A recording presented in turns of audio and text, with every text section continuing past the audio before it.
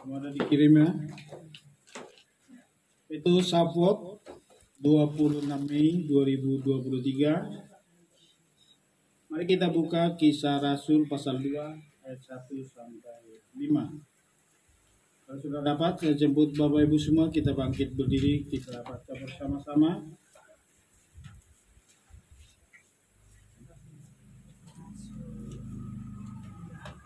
Kisah Rasul pasal 2 ayat 1 sampai 5.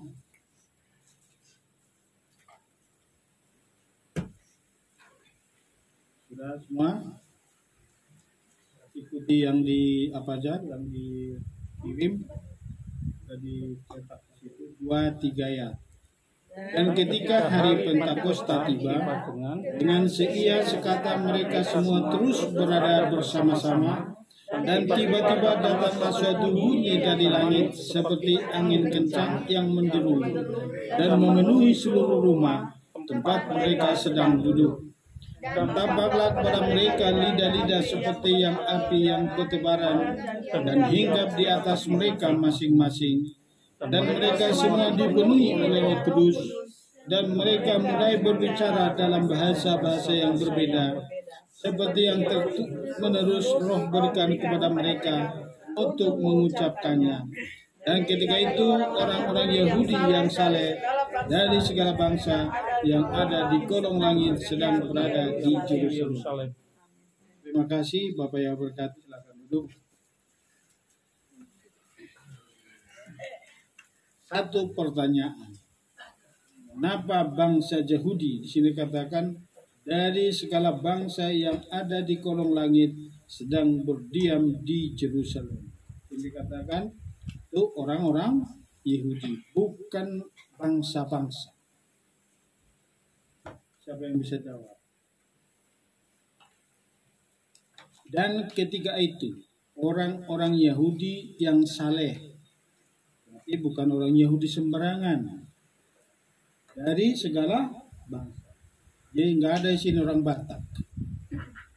Nah, cuma Nainggolan yang ada di sini pas betul di tanah Jawa. Yang saleh dari segala bangsa yang ada di kolong langit, supaya kita dapat mengerti apa sebenarnya makna daripada hari Pentakosta. Pentakosta diterjemahkan ke bahasa Yunani dari Shavuot. Tapi karena gereja atau bapak-bapak gereja meninggalkan pengajaran Ibrani, hanya apa? Terfokuslah gereja ke Pentakosta. Jadi sebenarnya hari raya Shavuot adalah hari 7 pekan, bukan hari Pentakosta. Tapi nggak salah diterjemahkan ke Pentakosta, tapi makna hakikinya adalah hari raya 7 minggu. Nah, makanya siapa yang berkumpul di Yerusalem pada saat itu adalah orang-orang Yahudi dari semua bangsa. Kenapa bangsa Yahudi berkumpul di Yerusalem dari bangsa-bangsa lain? Coba buka dulu, Koko yang buka Ulangan 16 ayat 16. Karena ada perintah Tuhan. Sekalian baca, biar Koko ngerti kenapa kita kembali ke Torah. Torah itu kan putih. Itu kan pengajaran yang salah. 16 berapa Pak? Ayat 16.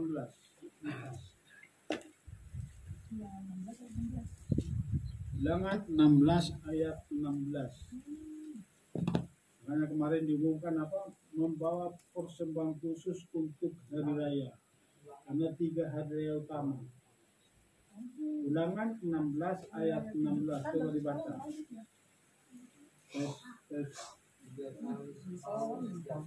Yang keras. Ulangan 16 ayat 16. 3 kali setahun setiap orang laki-laki di antaramu harus menghadap hadirat Bapa Yahweh ke tempat yang akan ditiupnya. Yakni pada hari raya roti tidak beragi, pada hari raya 7 minggu dan hari raya Tobat Daud. Karena ia menghadap hadirat Tuhan dengan tangan dalam. Ini LAI Pak. Iya, nggak apa-apa. Tapi di situ dikatakan apa? 3 kali setahun. Itu pada hari raya Pesak. Itu Pesak pertama, kedua Shavuot. Makanya lain dikatakan tadi apa? Hari raya 7 pekan. Jadi hari raya 7 pekan. Berarti 7 pekan 49 hari plus 1, disitulah kita menghitung Omer. Dapat tangkap ya Koko ya? Jadi hari raya Pentakosta sebenarnya hari raya 7 pekan, tapi diterjemahkan ya, bukan. Ini sekarang ini hari raya Shavuot, pencurahan Roh Kudus. Makanya diterjemahkan ke Alkitab menjadi fokusnya ke pencurahan Roh Kudus. Padahal makna hakiki daripada Pentakosta adalah memperingati turunnya Torah di Gunung Sinai. Tapi LAI dijelasin juga ya, hari raya roti tidak beragi ya. Ya, itu kemarin kita LAI kan ibaratnya untuk gereja umum ya kan? Kayak semua gereja lah. Ya. Gereja Ini enggak diraya. ya.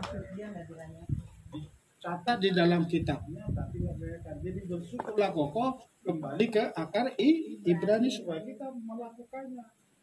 Saat kita melakukan berarti kita ada dalam ketetapan, dan otomatis nanti kita saat Yesus datang kita ada di situ. Karena tolak Kokonya apa? Torah. Jadi satu Torahnya itu untuk masuk surga itu Torah. Jadi sekalipun percaya kepada Yesus tapi melanggar Torah nggak bisa masuk. Itu udah hukum yang sungguh ditetapkan itu. Amin. Jadi dapat ditangkap ya. Jadi pengertian Pentakosta yang sesungguhnya itu pencurahan Roh Kudus adalah memperingati apa? Turunnya Torah di Gunung Sinai. Jadi bangsa Israel berjalan dari Mesir menuju sampai ke Gunung Sinai itu 47 hari. Jadi 3 hari mereka dikuduskan, tiba-tiba langsung Tuhan datang, kuduskan seluruh bangsa Israel. Aku akan datang menghampirimu. Disitulah Musa menghadap bangsa Israel, disampaikan apa pesan Tuhan kepada bangsa Israel, dan bangsa Israel mengatakan apa? Segala yang difirmankan Bapa Yahweh, kami siap melakukannya. Jadi makanya hari ke-50 itu Tuhan datang di Gunung Sinai dengan api, dan dia hadir di dalamnya, dan Tuhan berbicara kepada bangsa Israel baru 2 firman. Perhatikan ini, 2 firman, mereka langsung mundur. Nanti suatu saat kita kupas itu. Baru 2 firman yang diucapkan itu dari 10 firman, bangsa Israel sudah mundur, mengatakan, Musa kamu aja yang masuk. Kami nggak usah. Kami percaya dan kami akan melakukannya. Jadi dapat ditangkap ya. Jadi hari raya Pentakosta adalah hari raya memperingati turunnya Torah di mana? Di Gunung Sinai. Itu yang perlu kita ikut. Makanya kita sekarang, tapi makanya gereja tidak menangkap kenapa bangsa Israel berkumpul dari seluruh negeri, dari seluruh bangsa datang ke Yerusalem. Siapa panitianya? Enggak ada. Tapi itu karena melakukan Torah, itu perintah Tuhan di Ulangan 16 tadi, ayat 16 dikatakan apa? 3 kali setahun itu di hari raya utama. Makanya selalu di hari raya utama selalu ingat ini. Pesak, Shavuot, dan nanti kita rayakan lebih meriah lagi itu Sukot 8 hari. Nanti kita sewa itu. Kita sewa villa, 8 hari kita di villa. Ya. Jadi kita akan akhirnya akan semakin menyatakan kuasa Allah yang ada men. 8 hari pun gitu. Ya. Itu ya. Jadi kita ngikut di sana karena di sana juga begitu, kita juga harus melakukan. Nanti di sana kalau misalnya area Sukot nih kan, misalnya Sukot. Di sana semua orang bukan nggak ada yang kerja, nggak ada ini. Karena libur nasional, libur nasional itu 8 hari. Konstitusi bangsa Israel adalah anti-Torah. Jadi Sabat libur. Setiap ada hari raya itu libur nasional. Kalau kamu pernah dengar berapa tahun yang lalu sebelum COVID, berapa tahun yang lalu Netanyahu pernah mengabaikan undangan di Amerika gara-gara ada hari raya. Dia tidak mengikuti. Siapa pernah baca itu? Diberitakan di TV. Netanyahu tidak mau menghadiri undangan PBB karena ada hari raya. Kalau nggak salah waktu itu hari raya Pondok Daun atau hari raya apa yang Desember, Esther? Apa Pak? Ini. Hari Raya Hanu. Udah tahu Hanukkah cuma nyebut. Coba dibuka dulu. Natalan udah bukan.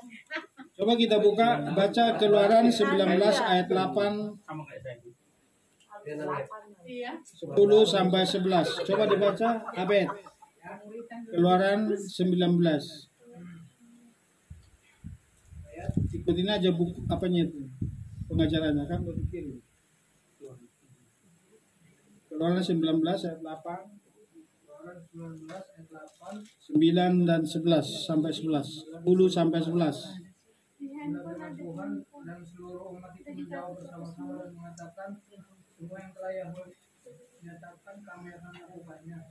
Dan Musa pun menyampaikan jawaban umat itu kepada Yahweh dan berfirman Yahweh kepada Musa, pergilah kepada umat itu dan sucikanlah mereka pada hari ini dan besok, dan mereka harus mencuci pakaiannya. Dan bersiap-siaplah pada hari ketiga, karena pada hari ketiga Yahweh akan turun di depan mata seluruh umat itu di Bukit Sinai. Jadi tadi saya katakan apa?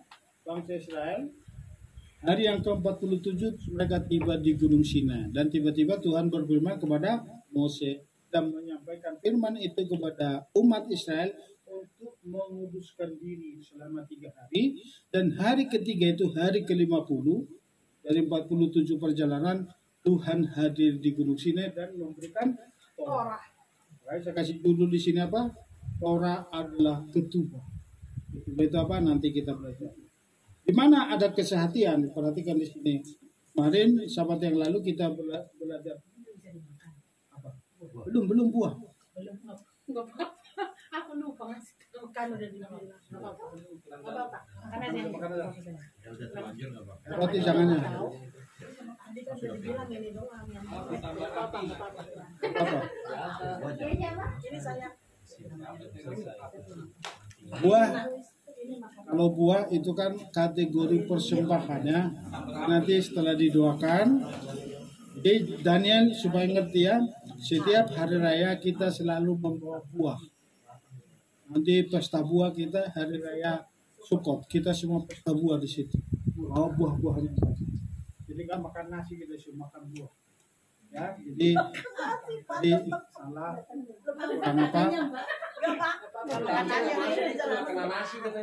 Jadi makanya kalau buah harus ditaruh keranjang khusus, keranjang persembahan. Jadi salah satu lihat, sahabat yang lalu kita belajar Bamidbar yaitu apa? Di mana ada kesehatan, disitulah kuasa Tuhan bekerja dan berkat Tuhan diperintahkan. Kita bersehati sepakat hari ini kita merayakan hari raya Shavuot. Saya merasakan ada yang berbeda. Amin. Amin.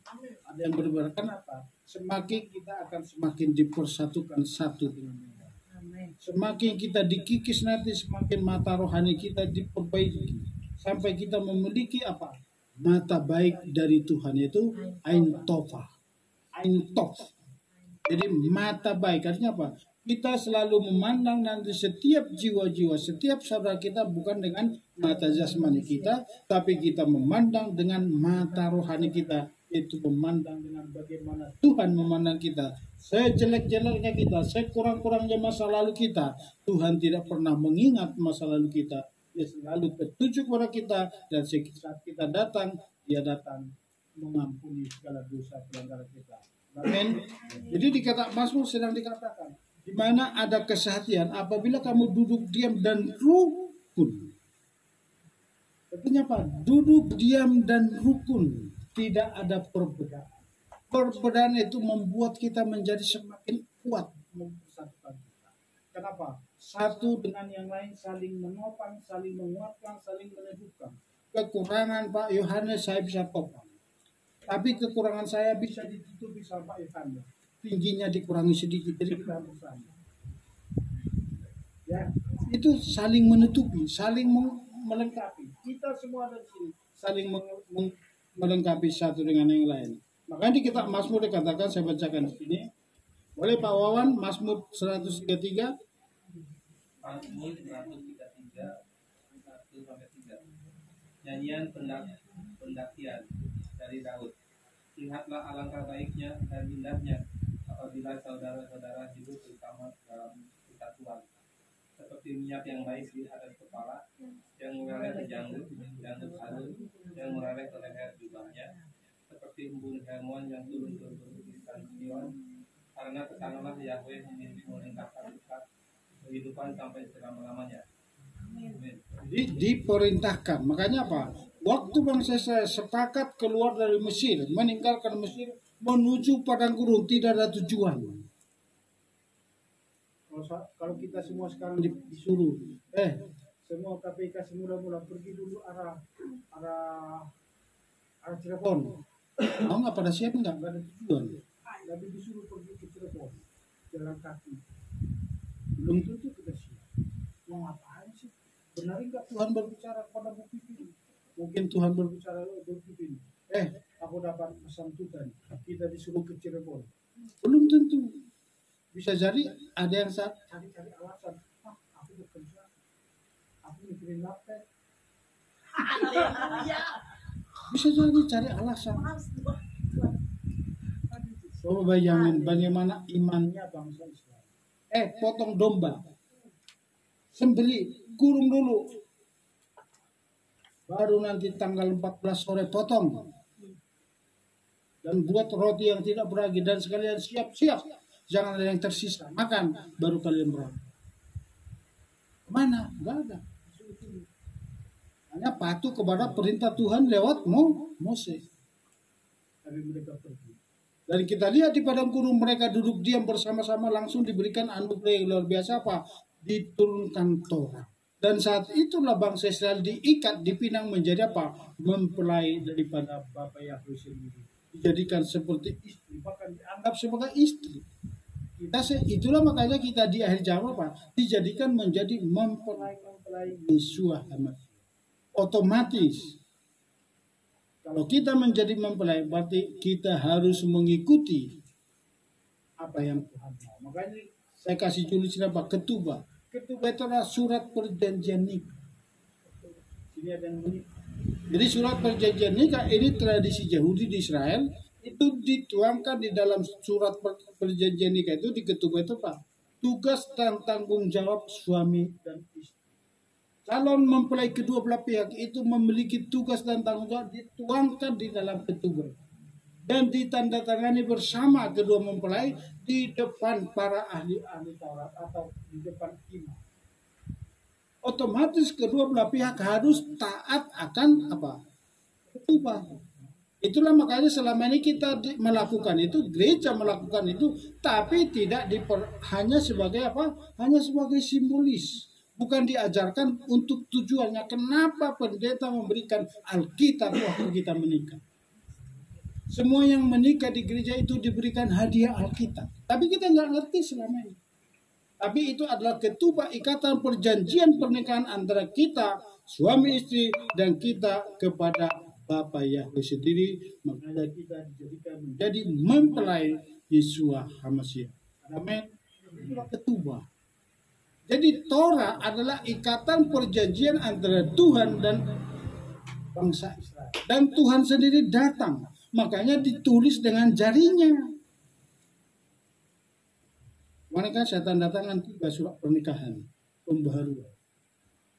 Itu tanda tangan saya itu mahal. Itu enggak bisa dipalsu. Siapa yang memalsu tanda tangan saya itu bisa dituntut dengan hukum. Jadi sebenarnya siapa yang mengganti Torah itu secara hukum alam roh bisa kita tuntut. Tapi tidak ada pengadilan alam roh, tidak ada sidang pengadilannya. Tinggal kita hanya serahkan sama Bapak. Makanya dikatakan apa? Dengan jarinya Tuhan menulis 10 firman dan diberikan kepada Moses dibawa di tengah-tengah. Artinya apa? Itulah tanda tangan atau sidik jarinya Bapa Yahweh ada di dalam Torah. Yang tidak bisa diganggu gugat oleh siapapun. Makanya di tengah-tengah bangsa Israel, sidang raya bangsa Israel dengan berjumlah sekitar 2 juta lebih. Bangsa Israel menyaksikan turunnya Torah dan ditulis oleh jari Tuhan sendiri. Di Indonesia, ketetapan MPR baru bisa digugat diganti dengan apa? Sidang istimewa. sidang paripurna. Membuat yang baru harus ada sidang paripurna. Pernahkah tercatat di dalam Alkitab, pernah bangsa Israel berkumpul kembali, Tuhan datang membatalkan Torah? Tidak ada. Itu makanya, jadi kalau saudara kokoh dikatakan Torah melulu, terkutuk yang melakukan Torah. Tidak ada itu. Kita wajib melakukan Torah. Bahkan kita harus sempurna, itu tuntutannya. Kesempurnaan hanya terdapat di dalam Torah. Kalau kita hanya berpegang pada perjanjian baru, apa aturan hidup? Tidak ada. Yang mana dulu? Aturan hidup hanya ada di dalam Torah. Kalau dibatalkan, tidak berlaku lagi. Otomatis harus dibalik. Contoh, hormatilah ayah dan ibumu. Kalau itu sudah batal, haruslah bagaimana? Kita masih korban. Coba pokok dulu. Kalau bahasa Ibrani-nya begini, ikon pasangapo muruna torasmu. Itu kan bahasa Ibrani-nya. Ibrani Medan. Ibrani Medan. Ikon, kalau ikon itu artinya apa? Wajib, lebih tinggi daripada harus. Kalau tidak terjadi itu mundur. Bagaimana itu? Coba kokoh dulu merenungkan. Kalau firman mengatakan hormatilah ayah dan ibu. Kalau bapak-bapak gereja atau kekristenan saat ini mengatakan kita tidak lagi melakukan hukum Taurat sudah dibatalkan, otomatis apa yang harus kita lakukan? Ya, hormat kan harus terbalik kalau dibatalkan kan? Ya kan?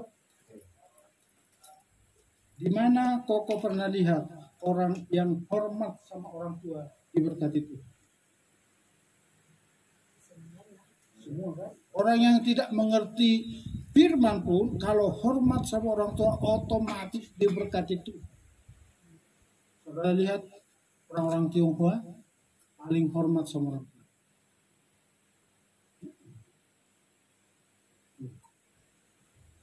Orang Batak belum tentu. Makanya ada si Mardan, ya kan, menyangkal itu bukan ibunya, sampai ibunya udah bongkok-bongkok begini. Lihat anakku, kalau air susuku masih keluar, berarti kamu anakku, sampai memancar air susunya. Tapi si Mardan tidak mengakui dia ibunya. Cerita legenda dari Tanah Batak. Malingkundang di Tanah Pasung. Sampai begitu. Jadi inilah yang perlu kita rasakan saat ini. Jadi kalau saudara masih ragu melakukan Torah, ini jaminannya. Kalau dikatakan dalam firman, jangan berzina. Berarti kalau Torah sudah dibatalkan, apa yang harus kita lakukan? Berzina. Simpel kan? Simpel enggak kokoh. Masih ragu melakukan Torah? Justru kamu harus jadi saksi pada tulangmu yang selalu menunggu. Torah itu kan zaman perjanjian lama. Itu kan untuk orang Israel. Kokoh harus jadi saksi. Amin gitu. Oh iya. Udah ngerti, Yesua? Jadi jangan takut kalau ada pendeta-pendeta itu kan hukum Taurat. Itu. Jadi kalau hukum Taurat sudah dibatalkan, berarti harus dibalik. Namanya dibatalkan, harus dibalik. Berarti dikatakan jangan berzina, berarti kita wajib berzina. Karena sudah dimateraikan, bilang gitu ya.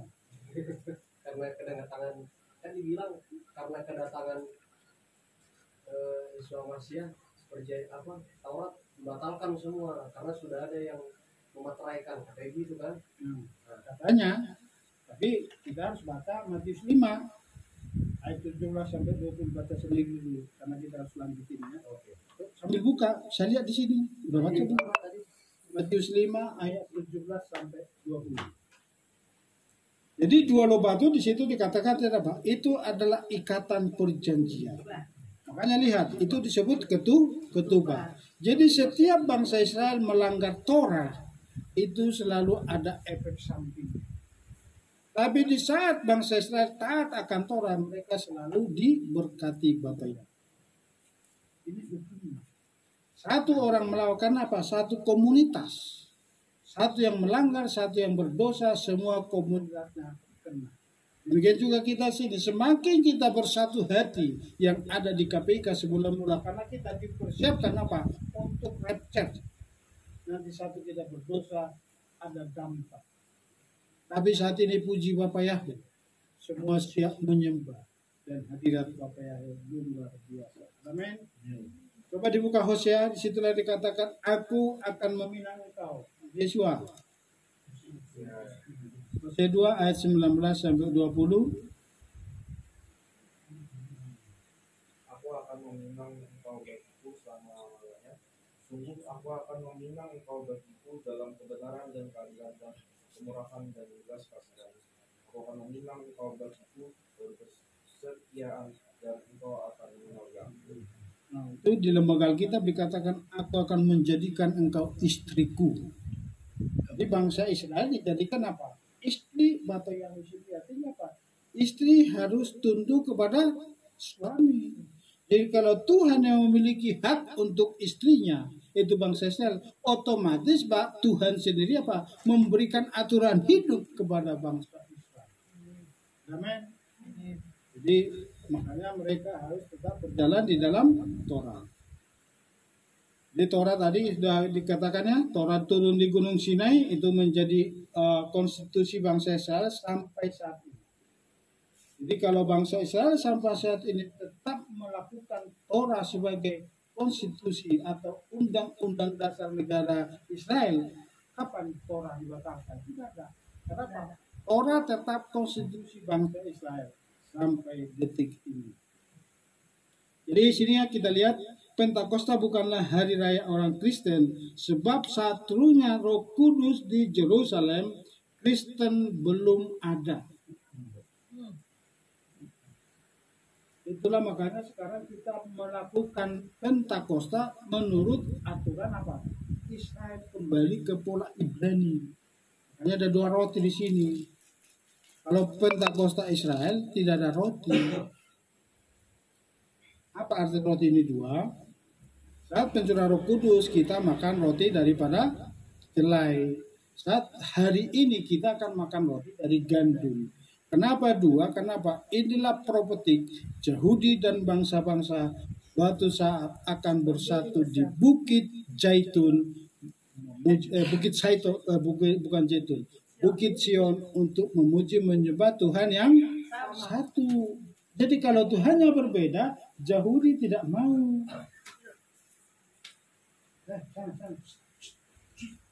Kalian tidak ambil bagian di sini, suruh begitu. Makanya kita sekarang kembali menyembah Tuhannya orang Israel. Kenapa? Ini prophetiknya. Yahudi dan bangsa itu yang disebut apa? Jew and Gentile akan menyembah Tuhan yang sama. Kalau Tuhannya beda, diusir. Jangankan Tuhan, bangsa Israel sendiri akan mengusir. Kalau orang pesta orang Batak kan sering pesta orang Batak. Kalau duduk di depan itu, kalau dia bukan aturannya sih, pecah. Berwaktu jadi simpan langsung diusir. Jadi sama nanti kayak gini. Itu makanya ada roti ini. Jadi ini yang menjadi apa? Prophetik Yahudi dan bangsa-bangsa akan duduk. Itu makanya kalau saya nonton YouTube, kalau hari Sapuat itu selalu ada di mimbarnya 2 roti. Ini prophetiknya. Tapi ada juga kalau kita ambil topik tahun depan, ada juga roti keju dan susu. Nanti tahun depan kita bukakan pengajarannya. Kenapa selalu ada rotinya selalu mengandung keju? Kenapa selalu ada susu? Ada ceritanya. Jadi berlanjut sekarang kita kerjakan ya. Nanti tahun depan kita bukakan. Coba kita lihat kisah para rasul. Dikatakan di situ berkumpul di Yerusalem itu melakukan perintah tadi sudah dibukakan. Tapi kisah para rasul 11 ayat 26, barulah setelah Pentakosta terjadi, pencurahan Roh Kudus atau Sapuat terjadi, ke beberapa saat kemudian barulah muncul Kristen yang disebut pengikut Tuhan di Antioquia pertama sekali. Coba dibaca Pak Yohanes, kisah Rasul 11 ayat 26. Kisah Rasul 2 ayat 6 sampai 11. Kisah Rasul 11. 11 ayat 26. dan ketika menemukannya dia membawanya ke Antioquia, dan terjadilah selama setahun penuh mereka berkumpul bersama dalam jemaat dan mengajar kerumunan orang yang cukup banyak, dan para murid itu disebut Kristen untuk yang pertama kali di Antioquia. Jadi itu kalau di Kisah Rasul dikatakan apa itu? Dari Kisah Rasul 11 itu udah jauh tuh. Kalau di tulisan skenario itu udah agak jauh waktunya. Jadi waktu pencurahan Roh Kudus kekristenan belum ada. Jadi dari sini kita katakan apa? Hari Raya Pentakosta atau yang diterjemahkan dari Shavuot itu adalah hari raya orang Yahudi. Bahkan yang menerima Roh Kudus pertama sekali bukan orang Kristen. Sudah tahu kita? Jangan ragu lagi. Jadi bukan menunggu-nunggu 10 hari, enggak. Itu Itu tradisi Kristen diubah dari 40 hari tunggu di Yerusalem. Itu makanya kita dulu 10 hari selalu datang ke gereja, 10 hari menuju Pentakosta selalu berkumpul di gereja tiap malam untuk menanti-nantikan Roh Kudus. Tapi saat kita taat akan Torah, kita selalu dipenuhi dengan Roh Kudus. Nah, salah satu orang yang dipenuhi Roh Kudus apa? Stabil, ya. Jadi sudah dapat ditangkap ya, Pentakosta itu adalah hari raya Shavuot yang diterjemahkan ke Pentakosta, dan ini Shavuot bukan hari raya Kristen, tapi hari raya orang Yahudi. Jadi itu makanya kita lakukan, kita rayakan seturut dengan pola Ibrani. Ada men? Dapat ditangkap sampai sini? Ada pertanyaan? Ini pengajaran harus tahu dulu supaya nanti kalian jangan ragu lagi. Oh, kami udah merayakan Pentakosta. Ya. Sekarang kan kalau gereja kan hari Minggu baru hari Pentakosta. Minggu apa minggu depan? Gereja. Udah lewat Pak. Kemarin kami itu bukan Pentakosta, itu hari kenaikan itu udah lewat lagi. 10 hari lagi, berarti ini pas hari Minggu. Makanya yang saya katakan di hari ya Pesak kemarin apa? Ada 2 versi Saduki dan Farisi. Yang kita ikutin ini versi Farisi. Makanya kita selalu ikut tanggalnya. Tapi kalau versi Saduki itu selalu jatuh di hari Minggu. Karena dihitung dari Paskah, dihitung dari hari Sabat baru mulai dihitung Omer. Lalu kita ke yang kedua. Dalam hari raya Pentakosta ada bahasa roh yang dapat dimengerti dan ada yang harus ditafsirkan. Jadi selama ini kita hanya tahu satu bahasa roh. Tapi sekarang kita akan dapat pelajari ada 2 jenis bahasa roh. Coba dibaca. Siapa sekarang? Esther. Kisah Rasul pasal 2 ayat 6 sampai 11. Kalau yang Esther apa Bu Sri? Kisah Rasul 10 ya Pak? Pasal 2. Kisah Rasul 2 6 sampai 11. Kisah Rasul 2 ada di Kisah Rasul 2 ayat 6. Dan ketika terjadi gunung itu, kumpulah orang itu datang bersama dan bingung karena mereka terus Kasih itunya Bu. orang Kasih masing-masing berbicara dalam bahasa mereka sendiri, dan mereka semua takjub dan kagum sambil berkata seorang terhadap yang lain, lihatlah, bukankah mereka yang berbicara ini semuanya adalah orang-orang Galilea? Tetapi bagaimana mungkin kita mendengar mereka masing-masing dalam bahasa kita sendiri, di mana kita telah dilahirkan? Orang-orang Partia dan Media dan Elam dan orang-orang yang berdiam di Mesopotamia, Judea dan juga Kapadokia, Pontus dan Asia, Libya dan juga Pamfilia, Mesir dan bagian-bagian Libya yang berdekatan dengan Kirene, dan para pendatang dari Roma, baik orang-orang Yahudi maupun para Persadi, orang-orang Kreta dan orang-orang Arab. Kita mendengarnya dalam bahasa kita sendiri, sementara mereka berbicara hal-hal yang besar mengenai Elohim. Mengenai Elohim. Sudah? 11 ya? Sampai 11. Sudah Pak. Sudah.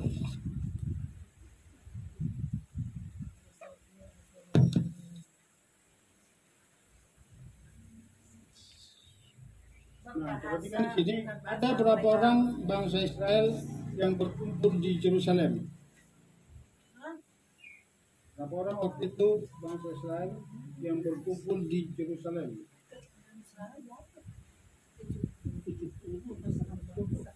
Itu yang mendengar bahasa roh itu ada sekitar 70 orang, tapi yang berkumpul di loteng di Yerusalem itu ada 120 orang.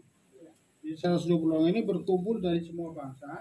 Mereka mendengar bangsa Israel itu rasul-rasul berkumpul di sana dan berbahasa roh dan berikut dipenuhi dengan bahasa roh, dan yang mendengar bahasa roh daripada rasul itu semua mengerti. Perhatikan sini, semua mengerti bahasa roh mereka.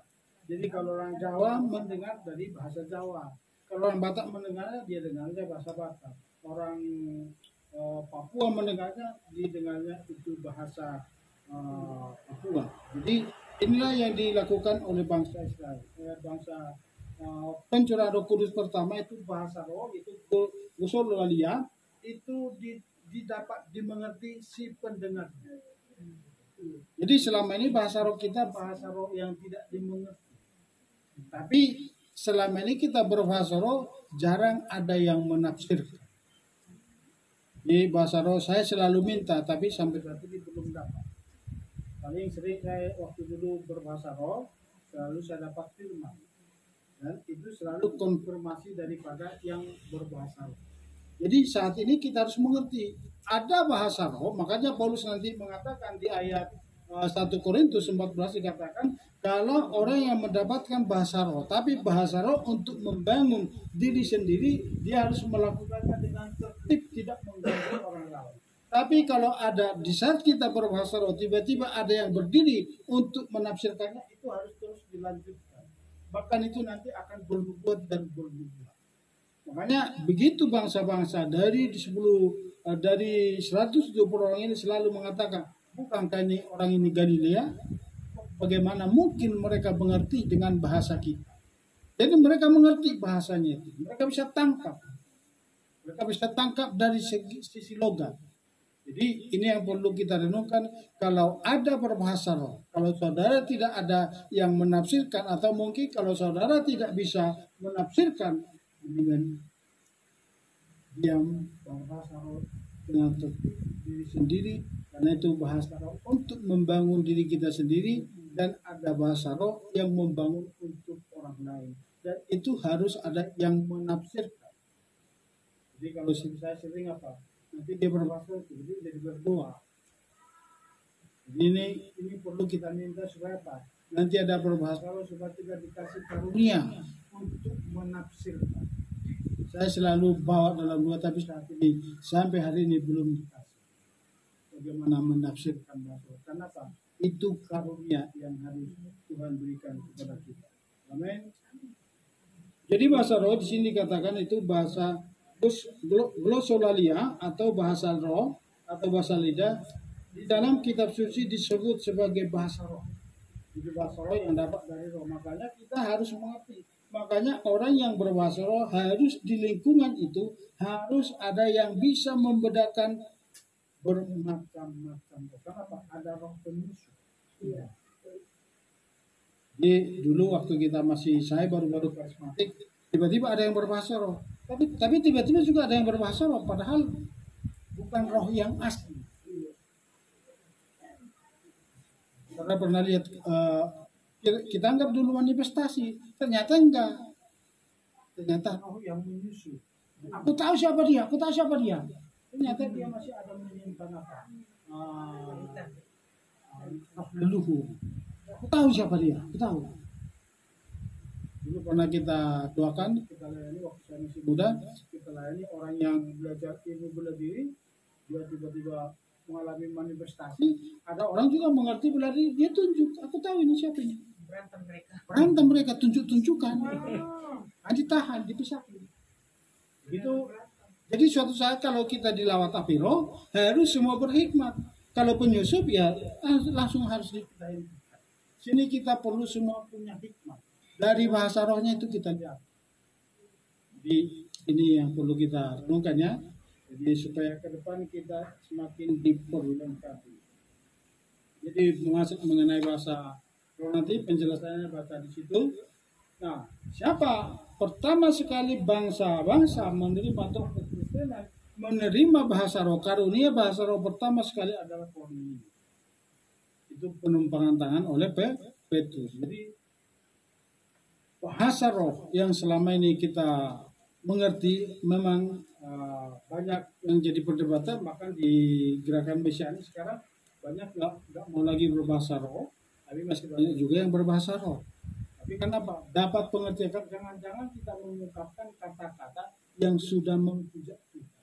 Kalau kita nggak tahu, kalau roh itu bukan roh daripada Bapa Yahweh, kita harus benar-benar mengerti. Makanya sekarang pun aku selalu berdoa tentang bahasa roh. Berikan aku karunia yang murni bahasa roh. Aku selalu banyak bermasmur dan bermasmur. Selalu berfokus kalau dulu.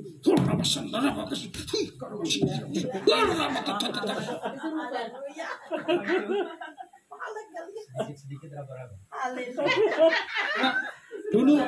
Dulu pernah kita belajar bahasa roh, langsung dibisikin sandara basandara. Dibisikin dorong jatuh kita. Itu banyak yang begitu, jangan salah, banyak yang dorong.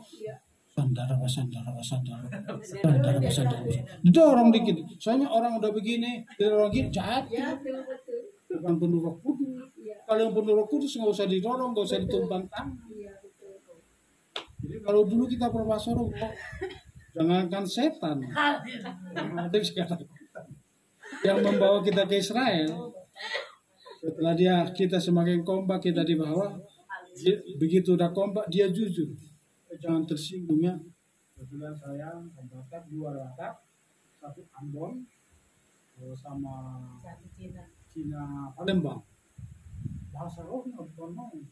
Ya rawasanna kama yasekir. Di situ makanya mungkin dia belum pernah kan berbahasa roh begini amat, takut. Tapi semakin dia coba tiba-tiba Pak, begitu Tuhan suruh bawa semua hamba-hamba ini ke Yerusalem, setelah dia mengerti. Jadi awalnya apa? Orang bisa ketakutan loh kalau kita berbahasa. Ini belum apa-apa ini. Kalau di puncak itu mutar-mutar. Makanya aku tadi lupa. Ini aturan makan-makanan disisihin dulu. Iya, mutar biasanya. Ini biasanya bisa nabrak tembok dia.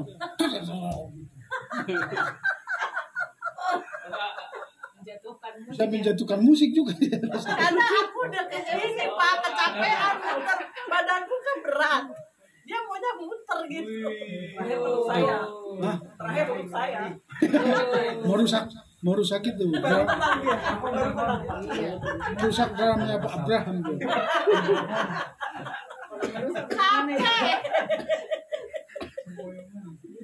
Capek berat badannya 100 kilo suruh naik. 100. Ya, hampir. Harus turun itu 50 kilo. Cornelius ya, coba dibuka dulu. Di Kisah Rasul 4:10 ayat 44 sampai 8 di sini. Boleh Bu Esther? Kisah Rasul jadi Kisah Para Rasul 19 ayat 1. Cornelius yang pertama sekali. Kisah Rasul 10 tuh. Kisah Rasul 10 ayat 44 sampai 48. Ketika Petrus masih mengucapkan kata-kata ini, turun Roh Kudus ke atas semua orang yang mendengarkan firman itu. Dan tercenganglah mereka yang percaya dari golongan bersunat, sebanyak yang datang bersama Petrus, karena karunia Roh Kudus dicurahkan ke atas bangsa-bangsa lain juga. Sebab mereka mendengar orang-orang itu yang sedang berbicara dalam bahasa lidah dan memuliakan Elohim. Lalu Petrus menanggapi, apakah seseorang dapat menghindari air sehingga mereka ini yang telah menerima Roh Kudus sama seperti kita tidak dibaptiskan? Maka dia menerima mereka untuk dibaptiskan. Maka dia memerintahkan mereka untuk dibaptis dalam nama Tuhan. Kemudian mereka meminta dia untuk dipanggil beberapa hari. Jadi salah satu bahasa roh yang diterima oleh Cornelius waktu dilayani Petrus itu bahasa roh yang dimengerti. Petrus langsung menangkap, mereka memuliakan nama Tuhan. Jadi bahasa roh salah satu apa? Memuliakan nama Tuhan. Jadi kalau Bu Chun nanti kalau ada beberapa jadi langsung berbuka dalam nama berdoa. Jadi usah lebih berhikmat lagi. Supaya apa? Yang melihat jangan apa ikut jalan-jalan membuatkan orang. Lebih minta lagi ketenangan sama Bapak ya. Amin. Jangan sih namanya sang namanya. Tiba-tiba tutup mata tapi bisa tertuju. Jadi harus lebih berhikmat lagi. Supaya apa?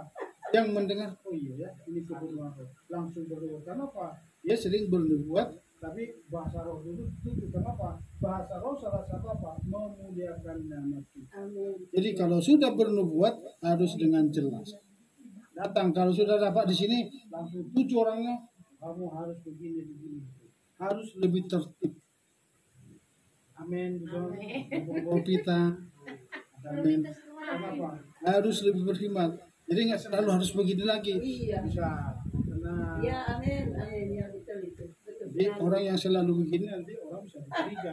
Kenapa? Itu ketenangan. Lagi semutan, Pak. Lagi semutan tangan begini. Besok akan begini. Iya, lagi semutan itu.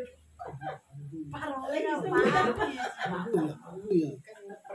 Lagi semutan. Enggak, itu memang bahasa roh itu membangun diri sendiri. Iya. Pada saat mengungkapkan kayaknya tuh dia pengen bener nggak bener, baru dia bisa mengeluarkan gitu loh. ada tahap-tahapnya sih. Jadi memang ada latihan sih Pak. Jadi memang harus ada. Saya mengerti John. Ya, jadi harus lebih belajar lagi. Caranya bagaimana? Ketenangan. Kenapa? Saya dulu begitu. Saya dulu kalau udah berbahasa roh itu langsung bergerak, bahkan bisa lompat-lompat. Tapi semakin hari semakin tenang, lebih baik saya lagi berdiam diri. Jadi saya hanya angkat tangan, berdiam diri aja. Tiba-tiba ada suara sini, saya keluarkan. Ini kenapa? Aku dapat suara. Suruh anakku pimpin berdoa. Nah, saya tunjuk. Tiba-tiba suruh semua umatku angkat tangan. Ini saya tunjuk. Saat aku angkat tangan, ada suara di sini. Saya keluarkan lagi. Kalau nggak salah dua, suruh berdoa, habis itu semua angkat tangan. Lalu haleluya.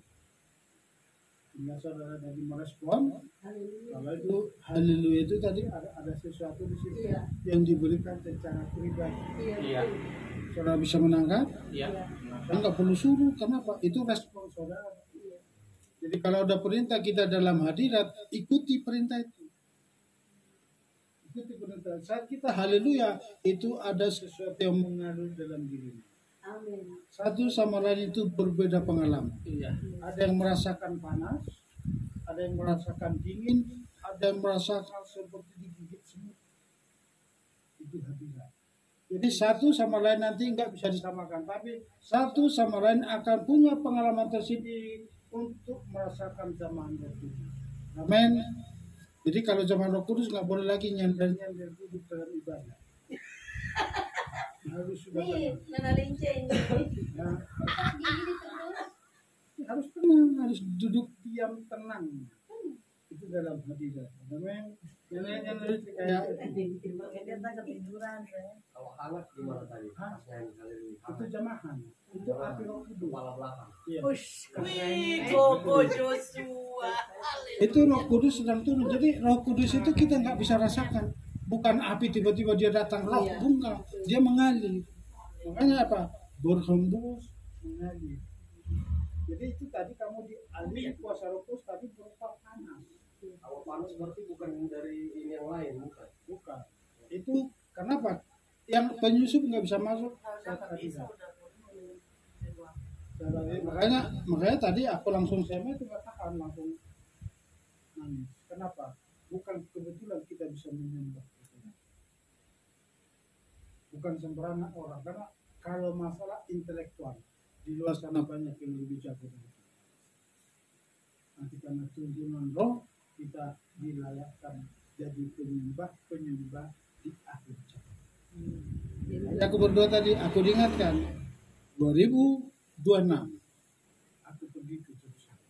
Tadi saya ingat tadi waktu awal berbahasa, ya rabatan namanya, rabasik, sandal jepit, sandal swallow. Itu dulu bahasa roh kita. Tapi dia ketakutan, tiba-tiba suruh bicara, bawa semua umatku yang di sini. Haleluya, amin. Yerusalem bukan sembarangan. Iya, betul. Kapan, Pak? 2026. 2006 sahabat. 2006. 2006. Udah lewat tuh. Kirain 2026. Aku udah tantangan nih 2026. 2026. Berarti 2026, amin, Pak.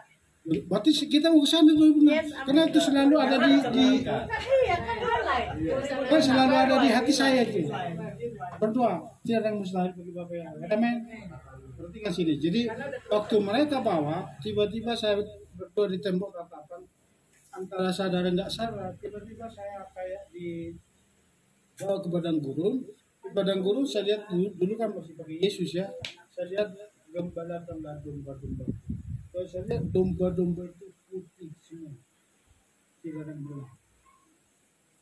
Tiba-tiba habis itu diturunkan dari tembok ratapan itu satu guci yang besar dan satu kotak peti yang besar. Saya terima. Itu saya pegang itu. Makanya 10 tahun lalu kita udah coba pelayanan di situ. Di sini kita mau buka gereja. Ada donaturnya, tapi bukan kehendakku. Saat saya tidak memikirkan ini, memulai kehilat, itulah disuruh Tuhan. Makanya kita harus berdoa sama Pak Jepri. Menurut Pak Jepri dipakai Tuhan. Tuhan, dari mana? Kita buka kehilat, kita nggak boleh begini. Harus ada kehilat. Makanya doamu. Suatu Pak Jepri duduk diam di sini. Nah dialah yang dipakai Tuhan. Supaya kita tergerak memulai kehilat. Makanya kita bisa berkumpul di sini apa? Saudara dan saya siap kerja. Amin. Kenapa? Domba-domba yang saya lihat itu semuanya putih. Apa yang di Ibu Esther lihat itu akan terjadi. Kenapa? Kita semua. Jadi yang selalu pikirkan anakmu. Anak itu ada bagian masing-masing. Ada masa. Kenapa? Harus pegang firman apa? Satu orang selamat seisi rumah diselamatkan. Pegang itu. Itu firman. Jangan gihol-gihol. Kamu nanti apa? Kamu meninggalkan sahabat jadinya. Anak itu titipan Tuhan. Ya, ini anak saya 3. Terserah kamu. Kamu serahkan sama Tuhan sebenarnya. Urusan Tuhan, karena kita adalah pihak yang tinggal dalam Tuhan. Amin. Kita lanjut jadi lari dari topik. Efesus. Kisah Rasul pasal 29, Paulus menumpangkan murid-murid di Apolos, itu dikatakan apa? Mereka belum mengerti baptisan Kudus dan mereka baru menerima baptisan Yohanes. Coba dibaca Kisah Rasul pasal 19. Dan terjadilah ketika Apolos sedang berada di Korintus, Paulus tiba di Efesus dengan menjelajahi bagian-bagian pedalaman. Dan ketika mendapati beberapa orang murid, ia berkata kepada mereka, "Apakah kamu sudah menerima Roh Kudus setelah menjadi percaya?" Dan mereka berkata kepadanya, bahwa kami malah belum pernah mendengar bahwa ada Roh Kudus, dan setelah mendengarkannya, dibaptislah mereka ke dalam nama Tuhan Yesus. Dan ketika Paulus menumpangkan tangan atas mereka, turunlah Roh Kudus ke atas mereka, dan mereka juga berbicara dengan bahasa lidah dan bernubuat. Bahasa lidah dan bernubuat. Jadi ada yang mereka langsung berbahasa roh, glosolalia langsung berbahasa roh, dan ada yang langsung bernubuat. Jadi setiap ada kuasa Roh Kudus itu selalu ada sesuatu yang Tuhan mau nyatakan. Karena tahu nanti kalau ada yang dapat spesifik hari ini boleh disampaikan nanti, pasti ada Tuhan rasakan. Karena apa? Doa dari Motorika tadi saya ikuti terus. Pasti ada Tuhan taruh sesuatu di dalam roh manusia daripada hidup Western menari-nari, kita nggak tahu apa tariannya, tiba-tiba dia sujud menyembah. Nanti Tuhan hadir di tempat ini tadi, kita sujud menyembah kepada Amin. Semua kita diperlengkapi. Jadi Paulus menumpang tangan di Apolos itu artinya apa? Mereka ditumpang tangan dapat karunia roh. Dan bahasa roh yang mereka dapat apa? Bahasa roh, bahasa lidah yang sini nggak ditulis jelas, tapi dikatakan apa? Bahasa lidah dan mereka bernubuat. Kalau bernubuat otomatis apa? Dapat dimengerti. Tapi ada di bahasa roh yang tidak dapat dimengerti, harus diterjemahkan. Nanti kalau saudara dapat bahasa roh, saudara tidak terpetik untuk menerjemahkan. Saudara tidak mendengar ada yang bisa menerjemahkan, atau saudara tidak bisa menafsirkan, lebih baik berbahasa roh dengan tertib, cukup untuk diri sendiri membangun dan memuji memuliakan nama Tuhan. Tapi kalau gerakan roh memerintahkan kita membuka mulut kita untuk berbahasa roh, untuk berdoa, untuk bernubuat, silakan lanjutkan. Jadi yang lain nanti akan bukan seperti selama ini. Ayo kita berbahasa roh, kita bangkit bersama-sama, kita berbahasa roh bersama-sama. Sekira bahan nama sanda karabasi. Oh iyalah basan karabasi. Kumaya sanda karabasi. Sandal. Itu tidak bisa. Tapi harus berbal gerakan roh. Harus dari Ini ulang-ulang. ini kan gerak, ini sekarang kan kita belajar bahasa roh. Nah dulu itu kita bahasa roh luar biasa. Bahkan sampai di kamar itu bisa bermetar itu kamar. Kalau dulu saya berbahasa roh. Ya gemetar aja dia, enggak apa. Iya, sampai Luar biasa. itu makanya sekarang saya semakin tenang. Ini bahasa rohnya kan sulit untuk saya keluarkan, tapi apa? Selalu bermasmur. Nanti kita akan cetak itu apa? Buku sidur. Kenapa? Sering saya bermasmur pakai sidur. Dua sidur itu dua yang luar biasa. Tapi kalau kita belum mengerti nggak masuk. Tapi kalau makanya aku selalu sering lantunkan di sini, cuma kalau saudara perhatikan apa enggak, itu selalu sering mengatakan apa? Sidur yang sudah diterjemahkan. Salah satu gefuro. Siapakah yang seperti ayat kata? Engkau yang memelihara umatmu dengan cinta kasih. Semua yang hidup engkau pelihara. Engkau yang membebaskan yang terbelenggu. Engkau yang menyembuhkan yang sakit. Engkau yang membangkitkan orang mati dengan belas kasihan. Jadi kita pun harus melakukan bahasa roh dan bermasmur yang sungguh luar biasa. Amin. Coba siapa sekarang 1 Korintus 14, ini bahasa roh yang harus diterjemahkan. 1 sampai 5, Daniel.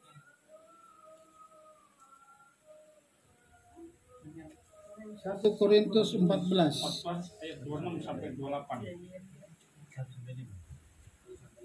1 sampai 5. 1 Korintus 14:1. Biarlah kasih dan dambakanlah hal-hal rohania, dan terlebih lagi supaya kamu dapat bernubuat. Sebab yang berbicara dengan bahasa lidah, dia berbicara bukan kepada manusia, melainkan kepada Elohim, karena tidak seorang pun mendengarkan, dan dia membicarakan misteri dalam roh. Namun yang bernubuat, dia membicarakan peneguhan dan nasihat dan penghiburan kepada manusia. Yang berbicara dengan bahasa lidah, dia sedang membangun dirinya sendiri, tapi yang bernubuat, ia sedang membangun jemaat. Dan aku ingin kamu semua berbicara dengan bahasa lidah, tapi terlebih lagi agar kamu dapat bernubuat, sebab yang bernubuat itu lebih besar daripada yang berbicara dengan bahasa lidah, kecuali di samping itu ia dapat menafsirkan sehingga jemaat dapat menerima peneguhan. Jadi kalau bahasa roh itu hanya untuk membangun diri sendiri, harus kita berbahasa roh dengan tertib, jangan mengganggu kiri kanan, terus. Tapi kalau itu tiba-tiba kita keluar bahasa roh, ada yang menafsirkan, lanjutkan saja. Tiba-tiba ada yang muncul itu biasanya. Dulu kita sering melakukan begitu, tiba-tiba ada yang berbahasa roh, tiba-tiba ada yang menafsirkan, langsung biasanya sahutan itu. Itu yang benar asli dari itu. Tiba-tiba ada yang berbahasa roh, kalau satu orang contoh sini kan muncul sering, kita diam aja. Makanya aku nggak berani menghentikan, tapi aku tenang ikuti. Soalnya saya ada pengalaman. Ujungnya nanti dia berdoa. Bahasa rohnya itu adalah doanya. Itu apa? Jadi dia sering, cuman rohnya itu suka apa? Agak gimana bisa bilang? Suka kurang stabil. Bergelombang. Jadi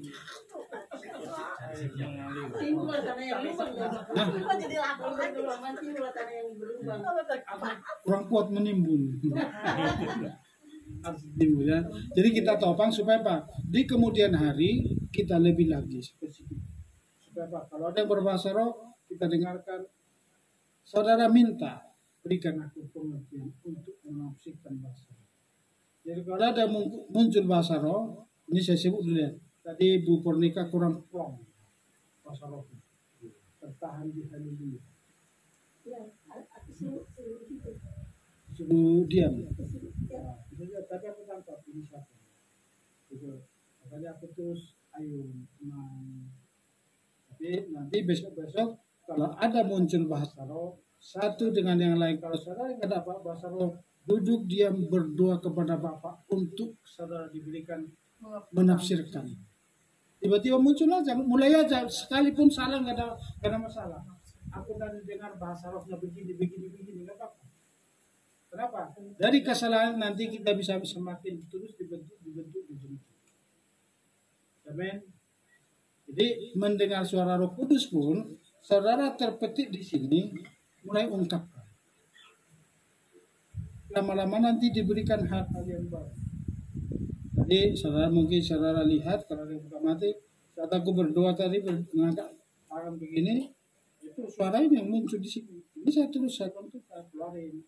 Karena Bu Bibin suruh doa, lalu suruh angkat tangan lagi, tiba-tiba itu yang terjadi kan, merasakan api.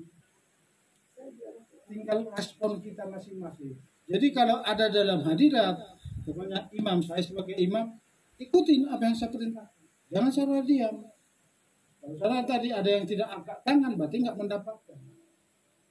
Karena itu gerakan ada suara di lubuk hati saya, suruh semua umatku angkat. Setelah Ibu Bibit semua berdoa, baru apa? Naikkan haleluya. Jadi saya berlutut apa? Jadi lutut saya yang berdiri dalam lutut. Waktu kita haleluya apa? Begitu saya ikuti, begitu kita sembah, disitulah saya dapat. Waktunya saudara umat diurapi, waktunya siapa? Diurapi lewat apa? Waktu sembah. Jadi kita ikuti, harus belajar. Kenapa? Bahasa roh itu apa? Mendengar suara roh bisa kita semakin ikuti sinyal. Terkadang kita salah karena suara roh itu ada 3. Suara hati, ada suara penyusup dari setan, dan ada suara Roh Kudus. Semakin kita latih, semakin kita ikuti, nanti akan semakin dimurnikan. Mungkin pertama sekali itu suara hati nurani, belum dari roh. Mungkin bisa jadi dari roh yang lain. Tergantung masa lalu kita. Tapi semakin kita ikutin, semakin yang murni itu akan datang. Semakin kita akan datang. Karena nanti kalau saudara lihat, kalau kita lagi penyembah, saya udah diam, itu saya sedang meminta apa rencana. Tiba-tiba ada suara itu langsung saya keluarkan supaya apa? Supaya semakin terbiasa. Bu Pipin baru datang waktu ikut di puncak, saya dilema dengan saya waktu suruh berdoa. Waktu Bu Pipin, waktu saya nggak suruh kan, Bu Pipin langsung berdoa. Tapi di sini saya udah ada suara, suruh anak itu berdoa. Tapi saya menjaga hati umat. Nggak saya nggak suruh, engkau yang bergerak. Jangan nanti umat itu dengan aplikasi. Jadi tiba-tiba Bu Pipin berdoa. Jadi itu harus dilatih dari hati. Ya, orang lain kan itu daging saya, itu kan masih ada rasa daging saya. Saya nggak nuduh orang, tapi perasaanku itu ada di sini. Makanya berdialog terus nanti. Tiba-tiba Bu Pipin bangkit berdoa, dan langsung nangis. Masalah dengan Bu Pipin berdoa di puncak nangis dong. Iya Tuhan. Kenapa? Itu gerakan roh. Katanya masih ada. Kenapa? Katanya masih ada. Karena Roh Kudus sudah, saya kan waktu itu sudah diam. Saya sudah petik gitu. Ada suara di sini. Tiba-tiba mau saya suruh gimana nanti perasaan orang ini? Kok bukan saya yang suruh ya? Kok mau pimpin dulu? Baru jiwa baru kok. Itu kan perasaan orang lain bisa jadi. Tapi karena itu suara di hati, saya berdialog lagi. Dan engkau yang menggerakkan. Maka aku minta roh murah menggerakkan dia untuk berdoa. Tiba-tiba nggak lama itu langsung itu gerakan. Makanya saya katakan kita bisa sihir orang dengan urapan yang ada pada kita bisa kita miliki. Makanya kita kalau kita dipimpin oleh Roh, kuasa Roh Kudus sudah turun atas kita, harus hati-hati, harus lebih lagi dalam doa, khususnya dalam iman harus berdoa. Tuntunan Roh. Jangan sampai perkataan kita jadi apa? Sihir.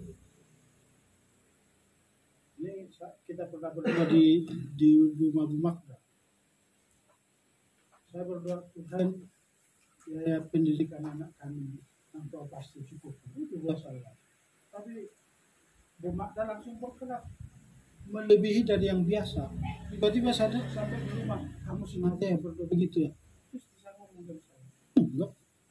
Kebetulan aja saya berdoa. Kenapa? Doa dari mimbar itu mempengaruhi. Makanya kesaksian hamba Tuhan pun harus hati-hati karena apa? Ada pengurapan di dalam hidup kita. Kalau saya berdoa, ini contoh ya. Ini sihir rohani supaya kita ngerti. Ini contoh. Boleh dikurang contohnya ini. Supaya saudara ngerti.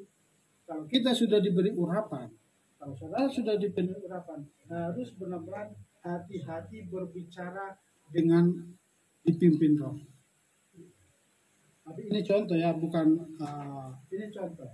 Contoh begini, saya bersaksi, makanya hati-hati kita bersaksi. Saya berdoa, saya bersaksi, tapi saya yakin dan percaya pertolongan Tuhan tak pernah terlambat. Saya berdoa, ya saya yakin, biar anak-anak saya pasti bulan depan pasti lunas. Itu sudah sihir. Itu masuk sihir. Ini saya ingatkan. Saya juga mau kesaksian nanti itu masalah bahasa Arab Pak. Boleh. Boleh, nanti kita kasih kesempatan. Itu masuk sihir. Nanti kalau saudara sudah di mimbar, apapun masalah pribadimu jangan terdengar di mimbar. Kenapa? Ada yang tergerak nanti. Itu bukan agenda Tuhan, tapi itu adalah sihir. Ini harus hati-hati kalau kita bagi Pak Alek udah di mimbar nanti jangan berdoa, nanti jangan bersaksi kalau pergi keluar kota. Puji Bapak Yahweh. Kami dikasih tuh Bapak Yahweh ongkos pas-pasan, tapi pas pulang nanti pasti Tuhan sediakan ongkos. Itu bahaya. Itu tidak boleh keluar itu di mimbar. Kenapa? Kalau ada orang pengusaha di situ pasti siapkan berapa ongkos pulang Pak. Itu masuk sihir. Harus lebih hati-hati ya. Kalau Dengan halus itu Pak. ya Minta dengan halus. iya. Tapi itu termasuk sihir. Itu udah sihir rohani itu. Makanya Ada Pak hamba Tuhan kayak gitu. banyak seperti itu. Makanya begitu saya komunikasi dengan Pak Alek, saya diam aja mau datang. Ya Pak, kita WA-an itu hanya biasa aja, cuma 2 kali ya. Tinggal di mana Pak? Biasa ibadah di mana? Oh di sini Pak, dekat-dekat sini. Udah saya nggak sambung.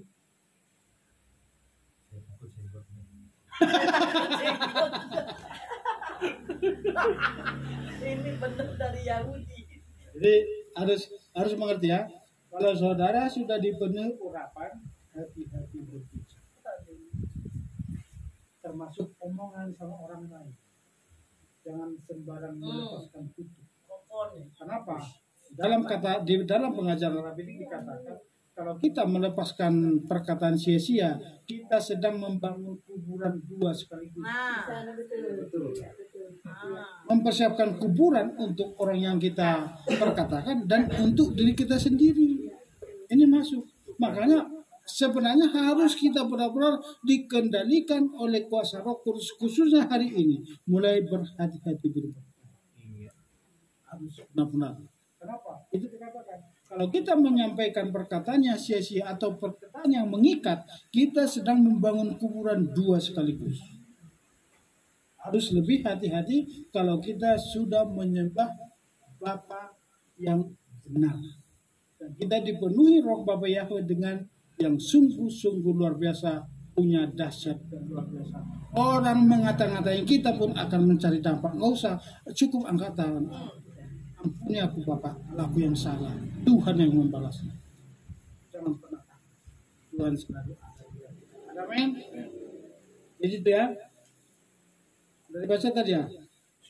Buat. Jadi ada bahasa roh, coba dibaca Pak Alek 1 Korintus 14. Kalau bahasa roh yang tidak ada yang menafsirkan, hendaknya berdiam diri agar lebih tertib. 1 Korintus 14 26-28. Demikian firman Tuhan. Jadi bagaimana sekarang hai saudara-saudara, ketika kamu berkumpul, jika tiap-tiap orang dari kamu mempersembahkan mazmur, memberikan pengajaran, mengucapkan bahasa lidah, mengungkapkan penyingkapan, menyampaikan penafsiran, biarlah semua itu berlangsung untuk pembangunan. Jika seseorang berbicara dengan bahasa lidah, biarlah 2 atau paling banyak 3 orang dan masing-masing menurut bagiannya, dan biarlah 1 orang menafsirkannya. Dan jika tidak ada penafsir, biarlah dia berdiam diri dalam jemaat, dan biarlah dia berbicara pada dirinya sendiri dan kepada Elohim. Jadi mulai sahabat depan, kalau ada yang berbahasa roh, mulai bangkit, mulai belajar menafsirkan sekalipun saya. Tidak usah takut, supaya apa? Semakin diberikan hal yang baru untuk menafsirkan. Karena itu dikatakan. Bahkan Paulus mengatakan apa? Masalah bahasa roh aku lebih banyak daripada saudara. Tapi untuk membangun diriku sendiri. Tetapi di pertemuan-pertemuan jemaat saya lebih baik memperkatakan apa? 2 atau 5 kata. Supaya apa? Orang dapat mengerti. Jadi sahabat depan kita pujian penyembah, kalau ada yang berbahasa roh langsung semua minta supaya apa? Engkau diberikan karunia untuk menafsirkan. Itu harus kita minta. Karena dikatakan Paulus tadi mengatakan apa? Kejarlah karunia itu. Kita harus kejar. Supaya kita semakin diperlengkapi di akhir zaman ini. Amin. Kita lanjut bagian yang ketiga.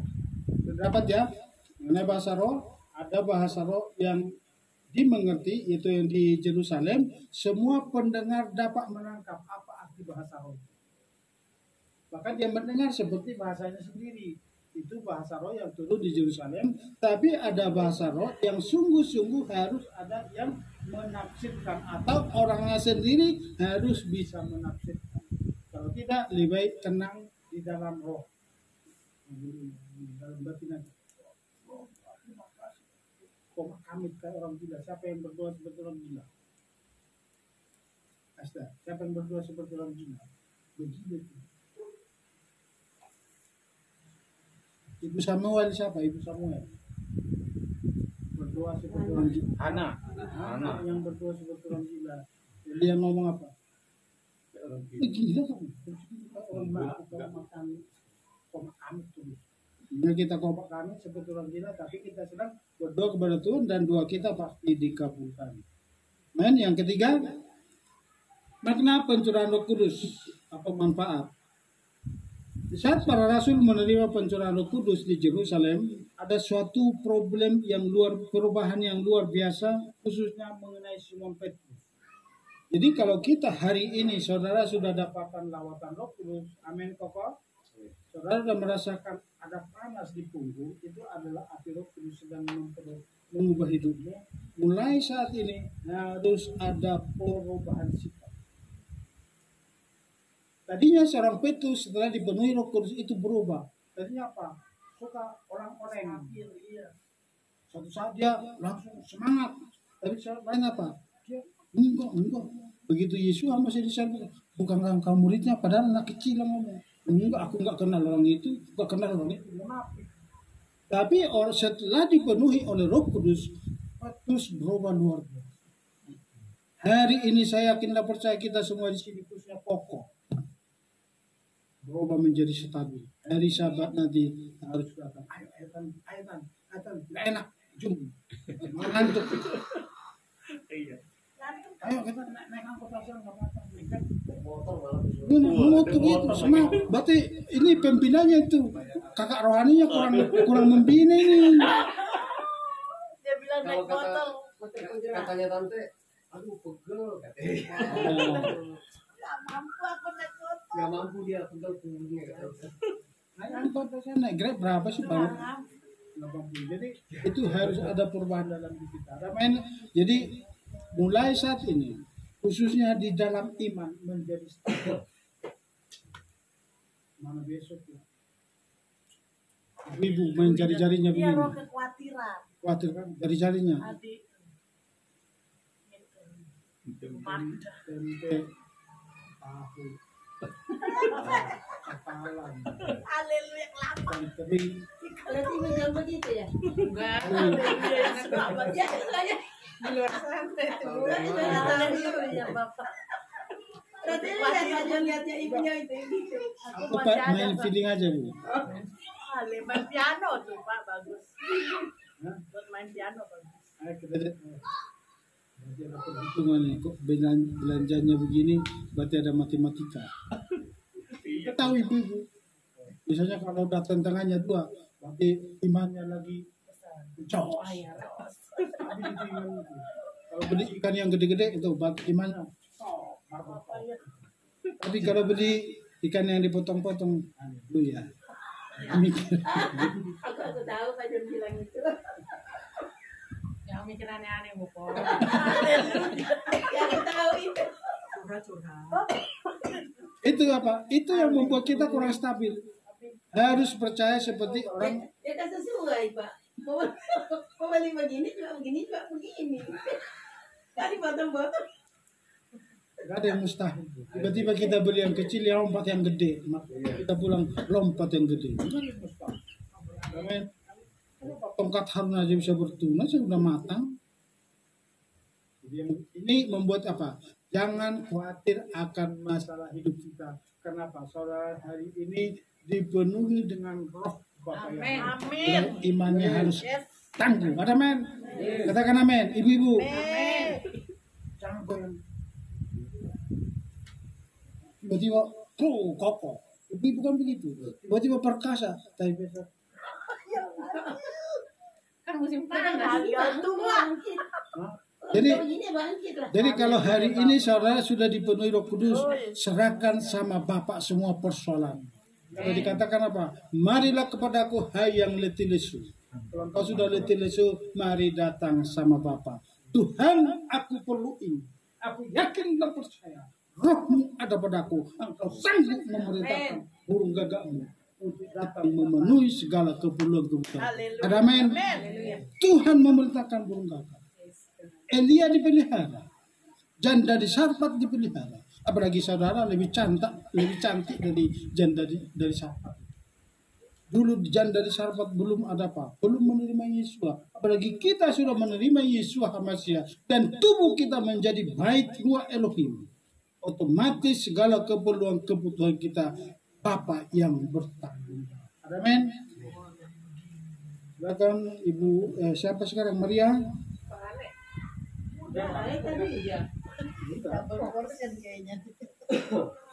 Yohanes 14. Yohanes 14 ayat 16 sampai 17. Peranan Roh, dan aku akan meminta kepada Bapa dan Dia akan mengaruniakan kepadamu penghibur yang lain supaya Dia tinggal bersama kamu selamanya, yaitu Roh kebenaran, yang dunia tidak dapat menerimanya karena dunia tidak melihat Dia, juga tidak mengenal Dia. Namun kamu mengenalnya karena Dia tinggal bersama kamu dan akan berada di dalam kamu. Jadi pertama tadi apa? Hidup kita menjadi stabil seperti Petrus. Baru yang kedua apa? Tuhan memberikan penghiburan dan penolong bagi kita. Roh Kudus adalah penghibur dan penolong. Jadi kalau Roh Kudus turun atas kita, makanya kita saat ini apa? kita dituntun ke dalam seluruh kebenaran, otomatis kita menjadi pemuji penyembah Bapa Yahweh di akhir zaman. Roh Kudus yang menuntun saudara dan saya di sini. Roh Kudus yang memimpin kita untuk jadi apa? Mengenal namanya yang kudus. Kalau yang tahu banyak di luar sana yang paling tahu. Tadi saudara udah, sebelum mulai kita udah sering dapat aneh. Saudara saya kok ngotot banget ya? Gimana ya? Kenapa? Pengetahuan banyak di luar saya yang lebih hebat dari kita. Tapi Roh Kuduslah yang menuntun kita tiba di tempat ini untuk dipersiapkan menjadi ikut rakyat. Amin. Yang kedua tadi apa? Stabil seperti Petrus. Yang kedua memberi penghiburan. Jadi Roh Kudus yang menghibur kita. Saat apapun yang terjadi besok, minggu depan, bulan depan, yakinlah Roh Kudus menghibur. Amin John. Jangan sedih. Seminggu ini nih galau. Nyari termos sana sini. Pinjam sana, pinjam sini. Ada dalam doaku tuh. Saya berdoa. Ini kenapa? Tuhan, istriku merepotkan diri sendiri. Istriku menyiksa diri sendiri Tuhan. Bertindaklah atas istriku. Supaya jangan sampai saya terlibat karena belas kasihan diri sendiri. Tiba-tiba tadi malam dia pagi-pagi itu, wah, Bapak kenapa ya? Tidak tahu. Tuhan tidak mau kita disusah. Amin. Kenapa? Itu bisnis kota. Makanya saya bilang jangan sedih. Nah sekarang apa? Roh Kudus yang menghibur. Tuhan semua atur. Langkahku diatur oleh Tuhan. Kenapa? Itu doa saya, Tuhan jangan sampai saya terlibat. Karena di otak saya sudah mulai muncul kata-kata. Tega amat itu. Mau ke jabatan gimana jadi berarti ya? Makanya itu jadi takutnya apa? Saya terjun. Kok tega amat sih lah? Yang memberikan order itu margatin orang. Dan mengerti lapangan.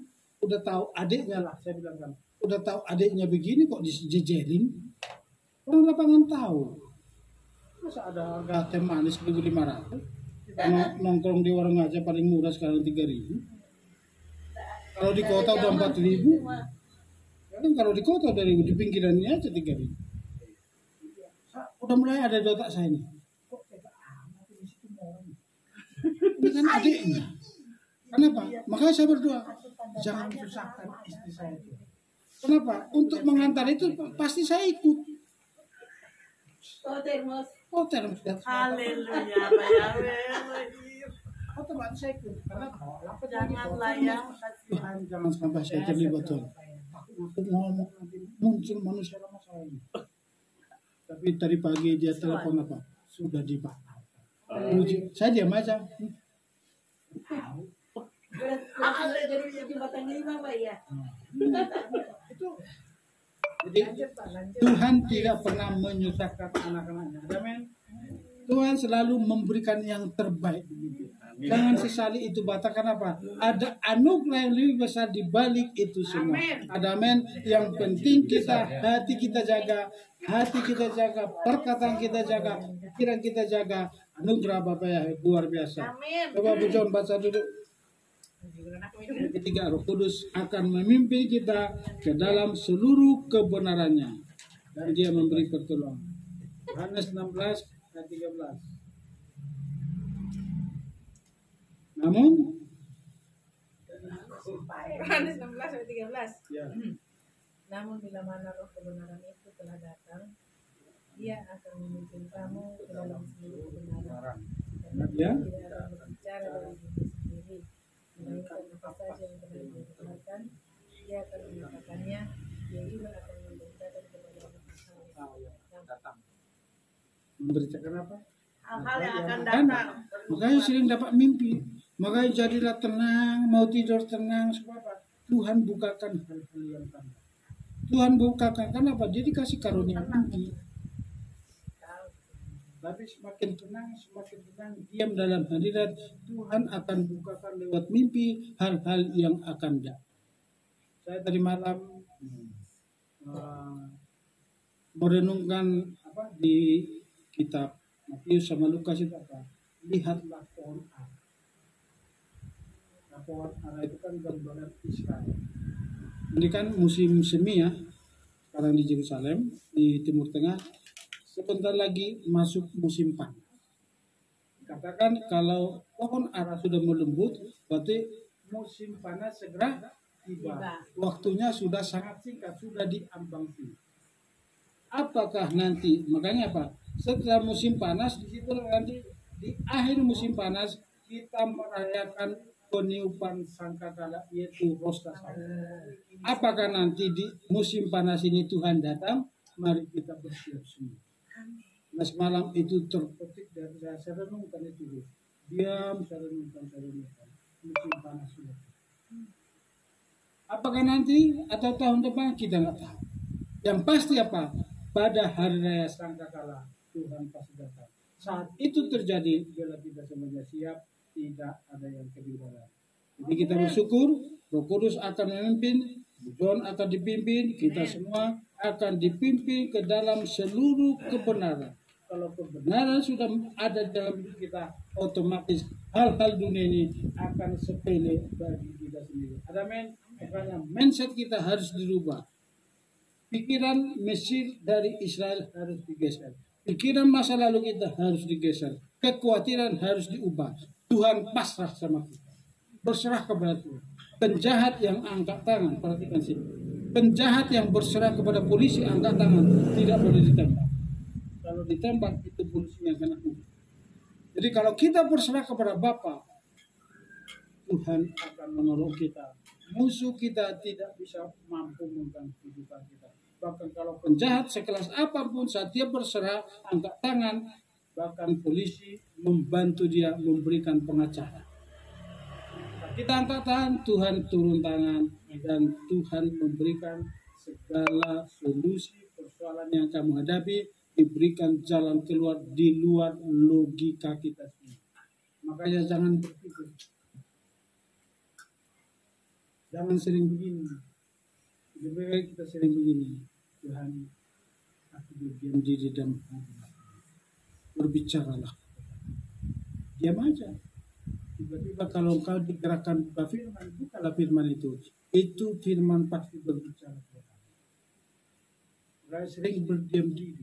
Makanya dikatakan, jadilah tenang supaya kamu dapat berdoa. Jadi kalau hari ini kamu dapat sesuatu, semakin bangun supaya kita semakin berdoa. Orang yang keempat, Roma 8, sahabat lincah, Roh Kudus menolong kita dalam kelemahan. Jadi Roh Kudus akan menolongmu dalam kelemahanmu. Amin. Baca yang mantap. Dan demikianlah juga Roh Kudus. Dan demikianlah juga Roh membantu dalam permohonan kita karena kita tidak tahu apa yang dapat kita doakan. Bagaimana seharusnya, tetapi Roh sendiri bersyafaat demi kita dengan keluhan-keluhan yang tak terlengkap.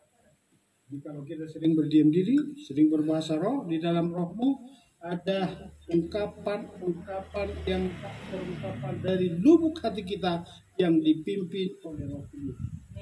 Jadi mulai kita semakin bersungguh-sungguh. Kelima, Roh Kudus jadi jaminan. Jadi Roh Kudus yang ada pada kita saat ini menjadi jaminan bagi kita semua untuk masuk ke Samaim.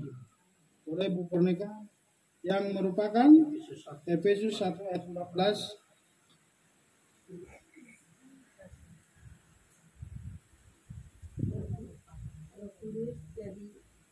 Jaminan bagi kita sampai memperoleh seluruh janji-janji Tuhan masuk ke Samaim surga. Efesus 1 ayat 14 yang merupakan jaminan warisan kita hingga penebusan kepemilikan sebagai pujian kemuliaannya. Amin. Amin. Jadi pertama tadi apa? Kita harus diubah. Yang tadinya kita kurang kuat dalam iman akan semakin teguh. Yang kedua, Dia memberi penghiburan dan penolong setiap kita. Roh Kudus itulah memberi dan kekuatan dan penolong. Yang ketiga, Roh Kudus akan memimpin kita ke dalam seluruh kebenaran. Jadi semua kita sini semakin ikut, gerakan roh. Yang keempat, Roh Kudus akan menolong kita di dalam kelemahan kita. Baru yang kelima, Roh Kudus memeteraikan kita memasuki kerajaan yang kekal di Samaim. Puji Bapa Yahweh. Jadi ini pengajaran hari kita saat ini. Torah adalah ketubah, surat perjanjian. Jadi gini pun, Torah pun menjadi syarat untuk atau perjanjian kita untuk menjadi pengantin Mesias. Dan baru kedua, ada bahasa roh yang harus ditafsirkan, ada bahasa roh untuk membangun diri sendiri, dan ada bahasa roh marilah kita kejar. Dan yang ketiga, Roh Kudus akan memimpin kita dalam seluruh kebenaran dan diberikan 5 hal tadi. Ada men? Mungkin ada yang mau bertanya? Mau bersaksi silakan. Oke. Boleh. Boleh, enggak apa-apa. Di sini aja, sini. 5 menit enggak apa-apa. Saksian tentang bahasa roh dan kata. Gak usah. Shalom. Shalom. Mungkin ada yang belum kenal ya saya ya, nama saya Koko Yosua. Bapak Yahweh sudah bergabung di Kehilat sekitar 3 bulan lebih ya Pak ya. Oh iya. Jadi saya teringat tentang perkataan waktu itu pernah sharing juga mungkin sama Pak John sama Ibu Pipin ya tentang perkataan dan perkataan positif dan ya Bu ya, perkataan yang positif ya. Pernah waktu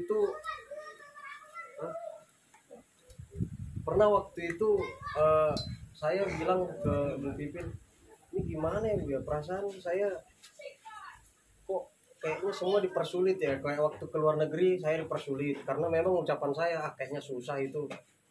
Terus mau kerja juga susah kayaknya lah, kerja juga di Indonesia apa gitu. Ya puji Bapak Yahweh waktu itu sempat saya tarik lagi itu kata-kata itu Bu. Saya tarik lagi, saya tarik lagi, terus saya berusaha juga. Saya buka lagi LinkedIn saya perbaiki semua CV saya lamar, saya lihat di situ ada perusahaan finance pertama di Indonesia lagi buka lowongan tele sales eksekutif, dan di situ ada tulisannya menerima lowongan tele sales eksekutif khusus S1, D3, SMA jika diperlukan. Saya SMA. Dan puji Bapak Yahweh, saya interview kemarin, sudah interview, ya kan. Dan saya juga sebenarnya nggak mau ke sini. Saya masih ini, Pak, masih bukan interview, training. Jadi training ini mempengaruhi. Jadi ada 3 penyaringan, interview saya lolos, psikotes saya lolos di kantor itu. Terakhir ini training 4 hari. Saya nggak boleh ini asal-asalan training online sekedar kayak buka Zoom gitu, harus ada interaktif lah gitu kan. Saya ini nggak bisa aku ke Pamulang, ini masih ada training, ya kan. Berdebat sempat malam sama tante, berdebat, enggak di sini aja, nanti aja sana gitu kan, ada mobil kok, ya kan. Cuma saya pikir kan, malam kan, ya Bapak gimana ya, katanya ada besok ada ibadah, apa kok online di mobil apa gimana ya. Terus tidur saya pergi gitu, disuruh pergi. Makanya saya pagi-pagi saya semangat, saya mandi, saya baru itu mandi jam 5:30. Biasanya saya mandi jam 7, 7:30, karena kan nggak ada aktivitas kan ya. Ya puji Bapak Yahweh, kan saya udah lolos kerja ini, sekali training ini. Ternyata pas tadi pujian dan penyembahan, saya lolos di 14 besar dari antara yang ditolak dari S1, D3, saya sendiri SMA di situ. Senang ya. Jadi mungkin sekadar for information aja ya. Saya kan sekarang sudah resmi jadi tele sales eksekutif di perusahaan finance Indonesia. Jadi kalau ada perlu untuk Busan Finance. Udah lah Firman. Busan Finance kan itu aja Mak. Jadi perkataan yang baik itu memang ya aku rasain gitu. Karena selama ini kan Suka bercanda. aku bercandain kan kayak ke Finland kemarin kan sampai dikasih ke mama uang deposit kan. Susah itu ke sana nggak bisa sembarangan harus ada hubungan diplomatik kan Indonesia kurang Finlandia hubungan diplomatik kan. Ini karena mama juga di sana juga kesana juga susah. Susah itu udah. Ya udah, gagal ke sana, uangnya saya hambur-hamburkan aja kan. 80 juta 2 minggu habis. Waduh. Ya ini kesaksian aja jadi biar nggak beban di dari diri saya kan. Iya, amin. Terus saya mau kerja nggak niat karena apa sih di Indonesia ini SMA ya bukan yang mengecilkan lulusan SMA bukan banyak memang orang-orang sukses dari SMA kan. SMA mau ngapain ya saya kerja enggak usaha juga usaha apa gitu ya jadi ngeblank aja gitu semuanya serba nggak bisa lah itu gitu udahlah nanti aja lah itu gitu Pak. Jadi mulai dari kapan itu ya saya berpikir ya Tuhan tariklah kata-kataku itu ini bagaimana aku ini udah begini banget ini udah parah ini Masanya penyiksaan di kosan ya. Iya udah parah ini kan saya nggak suka makan ikan asin ya.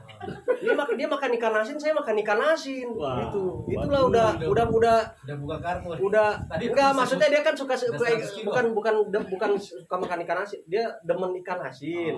Jadi sebenarnya bisa makanan yang lebih dari itu. Ya kan cuma saya kan nggak enak. Tante saya makan ikan asin, saya mintanya McD kan. Kan nggak mungkin, bisa aja ya kan. Kan lagi proses. Iya, kan saya lagi ibaratnya lagi di kerangkeng saya sekarang ini Bu. Saya lagi di tahanan luar. Makan ikan asin awet muda. Aduh, makanannya ini lagi. Masa request ya kan? Udah syukur dia mau ngebimbing bilang udah ngedidik si tante kan. Ibaratnya kan saya lagi ada inilah sedikit gesekan. Ya gitu mungkin Pak semua ya kesaksiannya jadi perkataan yang baik itu memang perkataan yang keluar dari mulut itu memang berkuasa. Jadi jangan dapat urapan ya. Jangan dimain-mainkan luar juga. Biasa. Urapannya gimana Itu tadi kesaksiannya? Apa yang kamu ikat di bumi terikat di surga. Jadi tadi pas penyembahan tadi, telepon saya berisik banget ya kan. Ini apa ini katanya di grup ya kan. Padahal dibilang pengumumannya besok. Tapi diumuminnya kenapa pas penyembahan yang tadi yang saya sebelum mau jemput Bapak itu kan tadi penyembahan, ya kan? Kayak pengumumannya bukannya besok ya, kok pas penyembahan? Saya kasih lihat kan. Sebenarnya itu yang aku kasih tahu sama tante, aku belum resmi, belum total masuk situ. Jadi cuma biar seneng aja gitu. Saya udah kerja lagi. Padahal itu masih tahap seleksi saya situ. Tapi saya bilang saya udah masuk. Gitu. Perkataan iman itu. Padahal di situ belum kan masih di sharing lagi. Jadi dari 100 sekian sampai training tadi cuma 14 yang diterima. Luar biasa. Dari 100 berapa orang itu kan banyak tadi. Banyak. Yang training tadi dari 100 berapa orang di Zoom itu saya yang diterima dan saya cuma sendiri saya SMA di. Haleluya. Yang lain S1 manajemen, yang teman-teman saya yang terima yang lain S1 manajemen, D3 manajemen, S1 sarjana ekonomi semua. Saya doang SMA. Haleluya Bapak ya. Haleluya. Yang baik menghasilkan yang baik ya. Amin. Jadi hari ini kita duduk diam dalam hadirat Bapak Yahweh. Roh Kudus turun di Gunung Sinai dan Torah diberikan. Dan hari ini kamu duduk dalam hadirat Bapak Yahweh di hari Sabtu. Tuhan memberikan kado yang khusus bagimu. Jadilah berkat di tempat engkau bekerja. Engkau akan dibawa naik dan engkau akan melebihi dari pada Esa. Hikmat Bapak Yahweh dalam hidupmu, makanya engkau tadi diberikan pengurapan.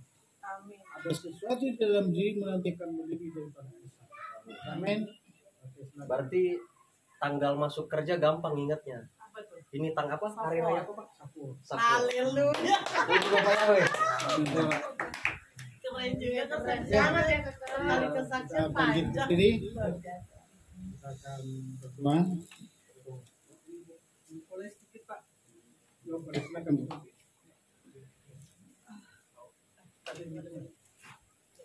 Di sini aja Pak, di sini aja.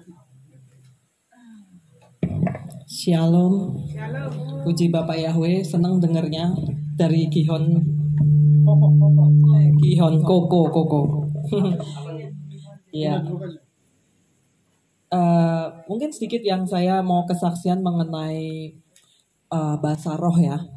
Saya sendiri secara pribadi menerima bahasa roh itu tahun 2003.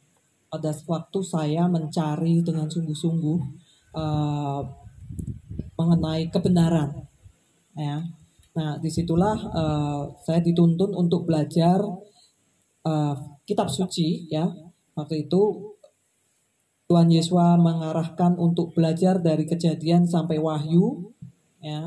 Kemudian pada waktu proses saya belajar itulah saya menerima karunia bahasa roh. Nah, awal dari karunia bahasa roh mungkin saya pernah saksikan bahwa selalu diawali dengan kata Yah Yesua lah. Yah Yesua lah. Seperti itu. Nah, jadi bukan ini yang saya mau perkatakan, tetapi adalah pengalaman di dalam berbahasa roh.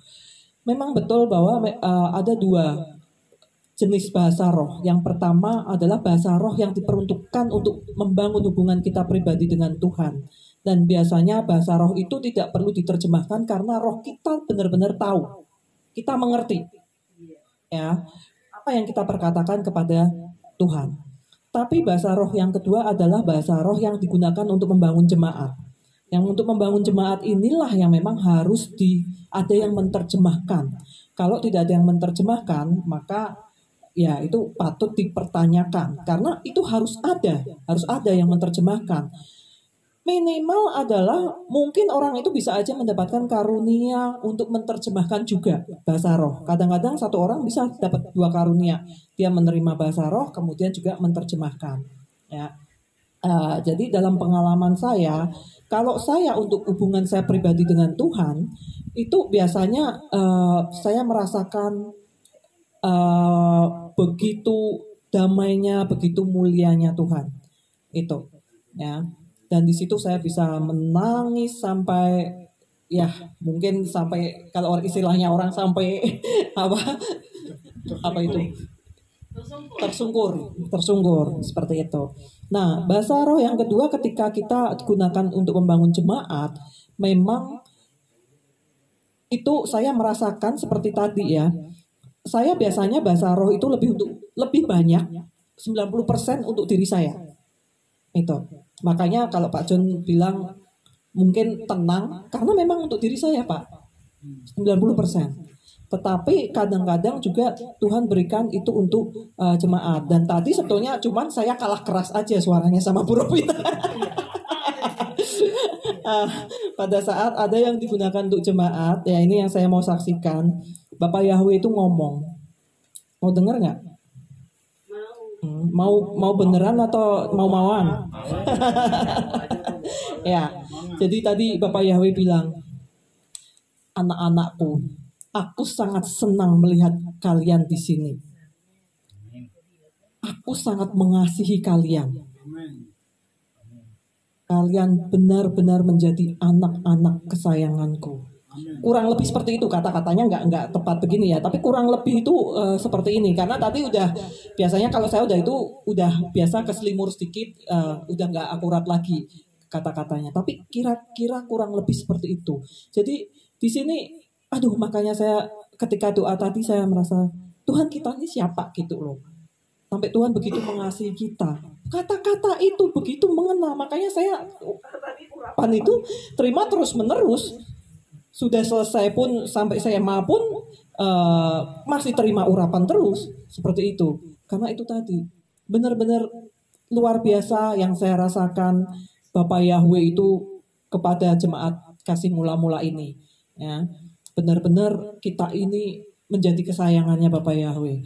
Luar biasa loh. Ini coba kita perhatikan. Sekarang jam berapa? Jam 8 ya. Jam 8. Kita mulai 4:30. Mana ada ibadah yang begini? 3,5 jam. Ini sudah 3,5 jam. Itu kita belum kelar. Nah, bukan karena itu, tetapi kenapa? Karena bimbingan, tuntunan Roh Kudus itu yang menggerakkan. Sehingga kita itu bukan ibadah sekedar rutinitas, tetapi karena gerakan Roh. Itu yang yang saya rasakan secara pribadi, dan itu yang sungguh luar biasa. Terima kasih Bapak Yahweh memberkati. Jadi konfirmasi kan? Tadi saya angkat tangan, ada suara di sini. Suruh anak itu berdoa.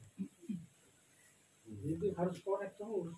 Jadi saya nggak minta, benar nggak dipimpin. Tiba-tiba dia ngomong. Kalau istilahnya ikatan batin gitu ya. Jadi ada batin dan itu selalu harus connect. Jadi kalau ada di batinmu, kalau itu dari Roh Kudus, itu nanti ada konfirmasinya, peneguhannya. Dan saya mau tambahkan sedikit. Saya mau jadi pendengar yang baik, makanya saya tidak langsung menjawab tadi karena saya butuh juga itu tadi tidak langsung di hati saya minta konfirmasi kan. Jadi kalau Ibu Pipin menerimanya seperti itu, kalau doa yang saya naikkan itu tadi persis seperti itu, coba diulang, coba dibandingkan persis seperti itu. Bahasa yang naik dari doa itu yaitu tadi bahasa roh yang saya naikkan itu tadi, berapa level itu tadi, berapa tahap gitu kan, kalau mau diperhatikan gitu. Tentang saya punya karunia bahasa roh, saya tahu itu dari Tuhan. Karena pengajaran seperti ini pun memang sudah sangat berulang kali dibahas hamba Tuhan, dan memang saya benar-benar bilang sama Bapak Yahweh, kalau bukan daripadamu Tuhan, selesaikan semua yang bukan daripada Tuhan. Saya bukan orang yang pengen-pengenan gitu. Bahkan untuk kehilat ini sendiri pun saya tidak pernah.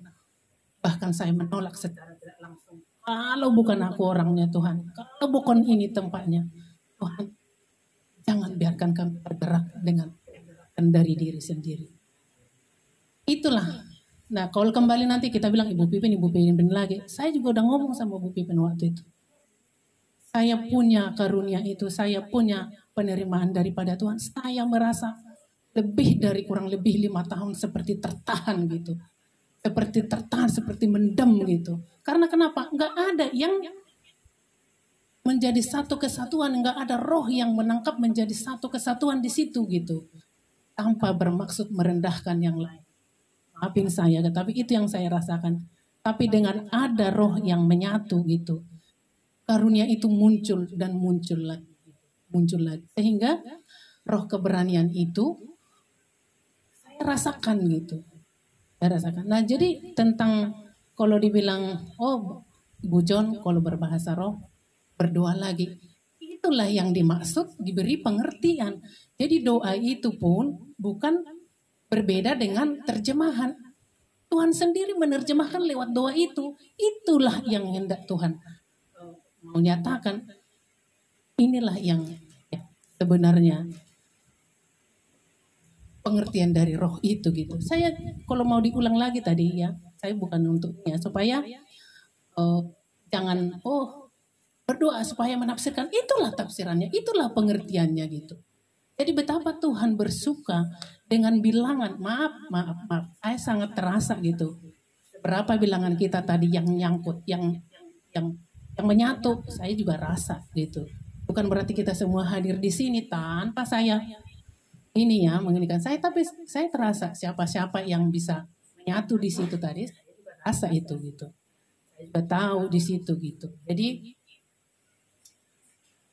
percayalah, Tuhan yang memberi karunia, Dia juga sudah memberikan pengertian. Tuhan yang sudah memberikan karunia itu, Tuhan sendiri tadi sudah memberikan pengertian. Tergantung kita sendiri yang mau meminta lebih supaya jangan salah kita berpikir gitu. Tentang juga begini ya, saya mau ini tentang kalau mungkin saya masih ada yang begini-begini, itu pun bukan maunya saya gitu. Nah itu dia. Jadi kalau ada pun orang sampai begini-begini kepenuhan roh, bukan berarti itu bukan dari Tuhan gitu. Karena justru apa yang dilakukan si jahat itu adalah tiruan, adalah Iya, dia roh peniru gitu. Kalau ada di sana yang nggak benar tuh suka begini-begini, dia cuma meniru. Justru dia meniru apa yang asli. Tapi justru orang sekarang yang sudah mendapat karunia seperti anti kalau ada yang begini-beginian. Makanya saya pernah bilang sama Pimpin, sangat perlu kita meminta roh membedakan. Roh hikmat dan membedakan itu sangat penting gitu.